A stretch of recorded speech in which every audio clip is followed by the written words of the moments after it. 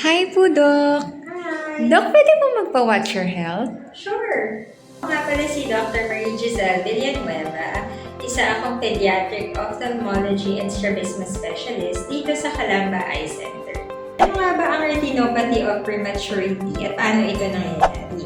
Isang sakit sa retina ng mga premature babies. So, ang nangyayari po, yung kanilang mga blood vessels sa retina, nagsusupply po ng nutrisyon sa ating mata, yun po ay hindi nagde-develop. And sino ba ang mga at risk magkaroon ng ROP? Una, yung mga hindi kompleto sa buwan pagkapanganak. Less than or equal to 32 weeks. Dalawa, kapag kulang sila sa timbang or yung mga less than or equal to 1,500 grams.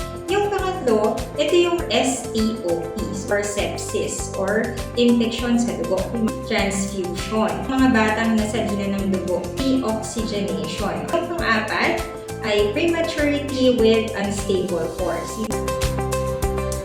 Nakikita naman daw kapag may ROP yung baby. Sa totoo lang po, hindi mo talaga makikita. Kaya para po maiwasan ang blindness o pagkabulag, mapatingnan ng maaga at ma-screen ang kanilang mga mata. Huwag po magtatubili at bisitahin ang Calamba Eye Center. Watch your health! Gabay sa kalusugan, hatid ng mga eksperto.